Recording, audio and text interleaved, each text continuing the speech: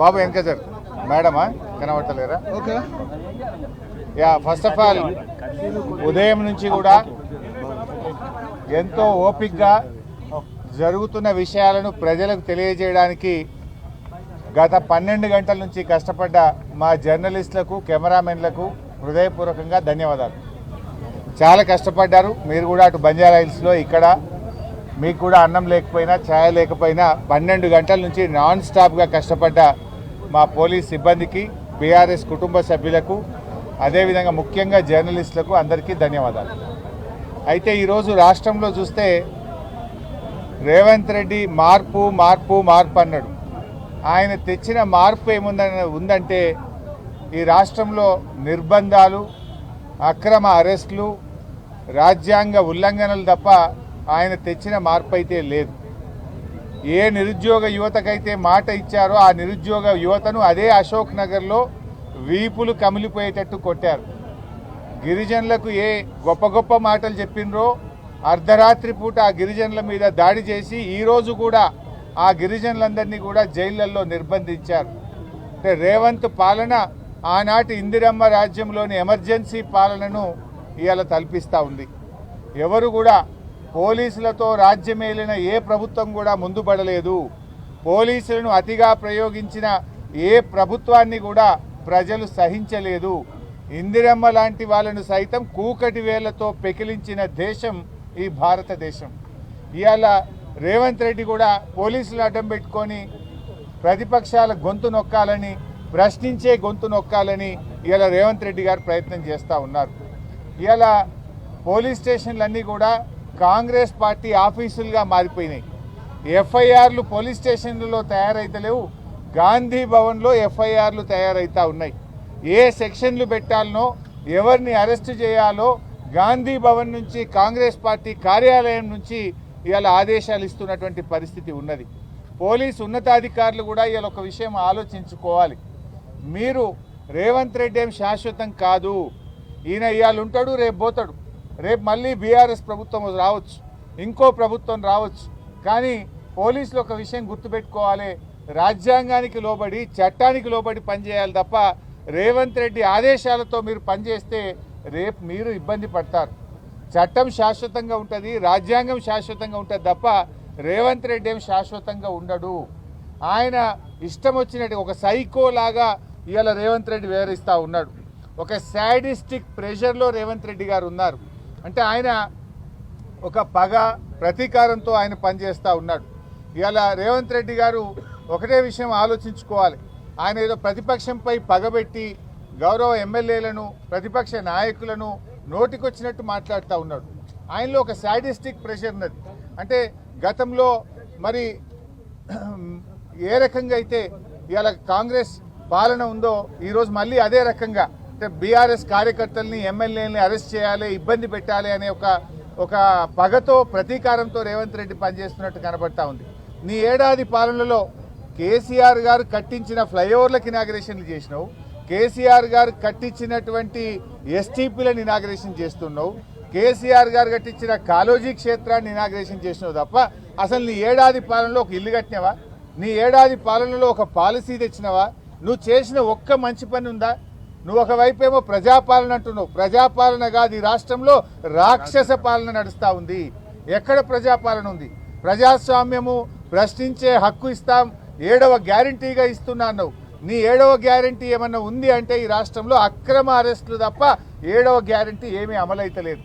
ఇలా రాహుల్ గాంధీ గారు పెద్ద పెద్ద మాటలు మాట్లాడుతుండు.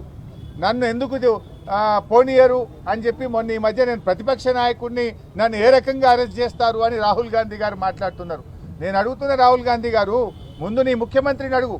ఈ రాష్ట్రంలో ప్రతిపక్ష నాయకుడిగా ఉన్న మధుసూదనాచారి గారు లగచెర్లకు వెళ్ళారు. ఆయనను ఎందుకు అరెస్ట్ చేశారు? అర్ధరాత్రి పూట లగచెర్లలో మహిళల గొంతు మీద కాళ్ళు పెట్టి వాళ్ళ భర్తలను, పిల్లల్ని నువ్వు అరెస్ట్ చేస్తే ఆ కుటుంబాలను పరామర్శించడానికి వాళ్ళకి ధైర్యం చెప్పడానికి ప్రతిపక్ష నాయకుడిగా మధుసూదనాచారి గారు వెళ్తుంటే ఆయనను అరెస్ట్ చేశారు కదా.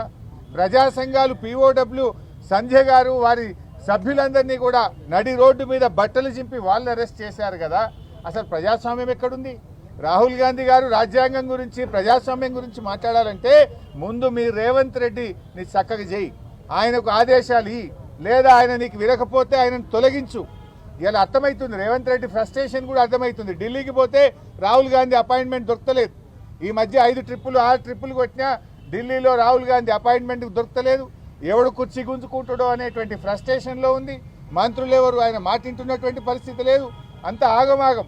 ఆ ఫ్రస్ట్రేషన్లో ఒక సాడిస్టిక్ ప్రెషర్లో ఇవాళ పాలన కొనసాగిస్తున్నాడు ఆయన. ప్రజలకు ప్రభుత్వం పాలన మీద దృష్టి లేదు. ఎంతసేపు ఎక్కడ డబ్బులు సంపాదించాలి, ఎక్కడ ప్రతిపక్షాల మీద అక్రమ కేసులు పెట్టాలి, ఎక్కడ ప్రతిపక్షాలను వేధించాలి, దీని మీద ఇవాళ రేవంత్ రెడ్డి గారు పనిచేస్తున్నారు తప్ప అసలు పాలన ఇవాళ గాలికి వదిలేసిండ్రు. నీ ఏడాది పాలనలో ఏ వర్గం బాగుపడ్డది రేవంత్ రెడ్డి గారు?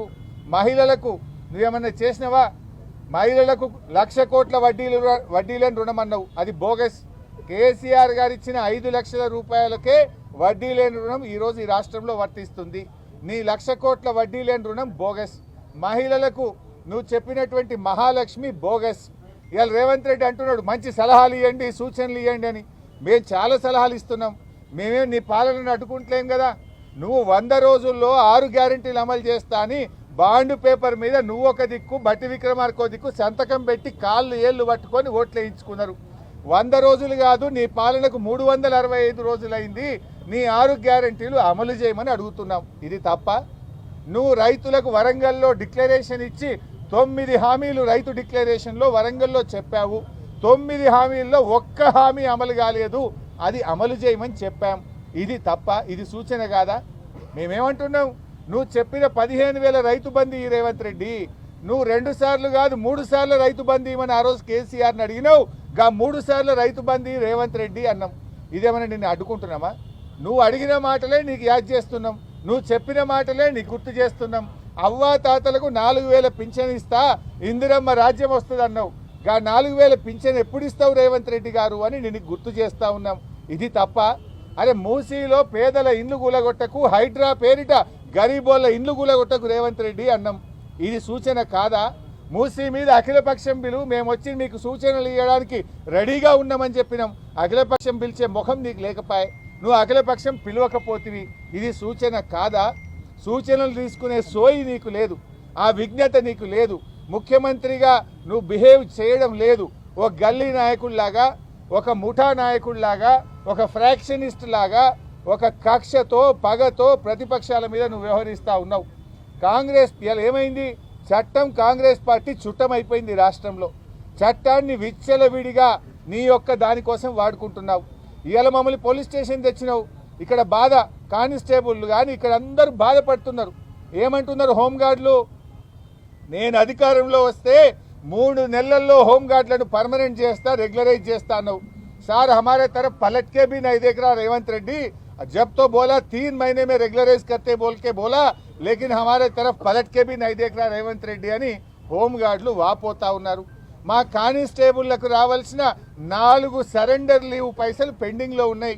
అంటే ఒక్కొక్క సరెండర్ లీవ్ అంటే 30,000 40,000 వస్తే పిల్లల ఫీజులు కట్టుకుంటాం సార్, ఎవరికి చెప్పుకోవాలని అర్థమైతలేదు. 4 సరెండర్ లీవులు పెండింగ్లు ఉన్నాయని మా కానిస్టేబుళ్లు బాధపడుతున్నారు.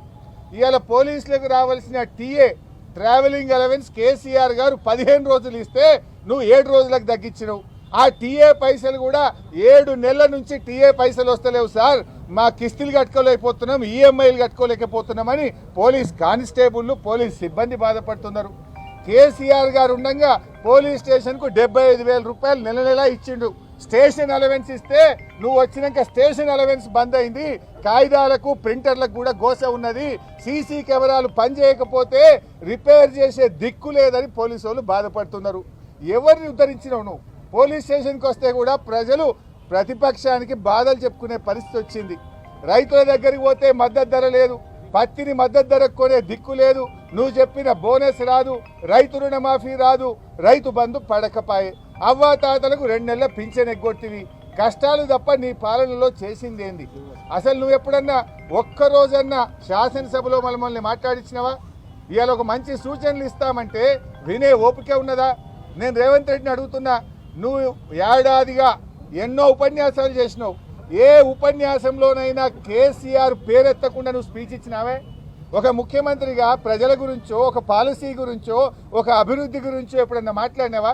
నువ్వు నోరెత్తితే పేగులు మెడలేసుక తిరుగుతా, గోటీలాడతా, లాగుల తొండలు జొరగొడతా, పిచ్చి బూతులు తప్పైన ఒక చక్కటి మాట మాట్లాడినావా? కేసీఆర్ పేరెత్తకుండా నువ్వు ఏదైనా ఉపన్యాసం ఇచ్చినావా?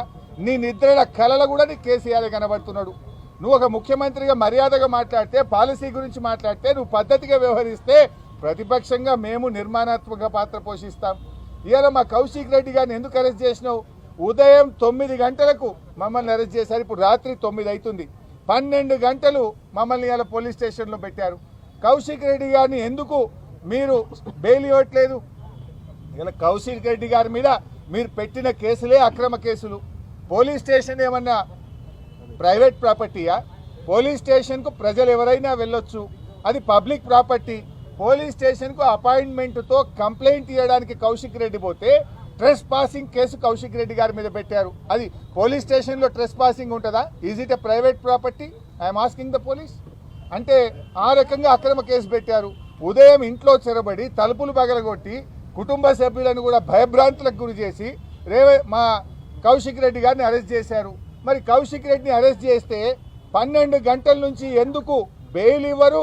మెజిస్ట్రేట్ గారి ముందు ప్రొడ్యూస్ చేయరు. అంటే అర్ధరాత్రి దొంగరాత్రి తీసుకుపోతారా? 12 గంటలు బంజారా హిల్స్ పోలీస్ స్టేషన్లో కౌశిక్ రెడ్డిని ఎందుకు నిర్బంధించారు? 12 గంటలుగా కౌశిక్ రెడ్డి గారికి బెయిల్ ఇవ్వకుండా, మెజిస్ట్రేట్ ముందు ప్రొడ్యూస్ చేయకుండా ఎందుకు ఆలస్యం చేస్తున్నారు అని నేను అడుగుతా ఉన్నా. హైదరాబాద్ పోలీస్ కమిషనర్ సివి ఆనంద్ కావచ్చు, ఇవాళ డీజీపీ గారు సమాధానం చెప్పాలి. Why are you keeping him in custody? 12 గంటలు పెట్టినావు, ఏ రాత్రి తీసుకుపోతావు? ఎందుకు దొంగరాత్రి టెర్రరిస్టులను తీసుకుపోయినట్టు ఒక ప్రజాప్రతినిధిని, ఒక ఎమ్మెల్యేను అర్ధరాత్రి తీసుకుపోవాల్సిన అవసరం ఏంది? నువ్వు కోర్టుకే తీసుకుపోవచ్చు కదా. నాంపల్లిలో ఉదయం 10 నుంచి నీకు సాయంత్రం 5 దాకా కోర్టు ఫంక్షనింగ్ ఉంది కదా. కోర్టుకు తీసుకుపోకుండా ఎందుకు పోలీస్ స్టేషన్లో పెట్టుకున్నావు? అంటే నీకు ఏ సెక్షన్లు పెట్టాలనో ఇంకా రేవంత్ రెడ్డి చెప్పలేదా? గాంధీ భవన్కి వెళ్ళి మీకు ఇన్స్ట్రక్షన్స్ ఇంకా రాలేదా?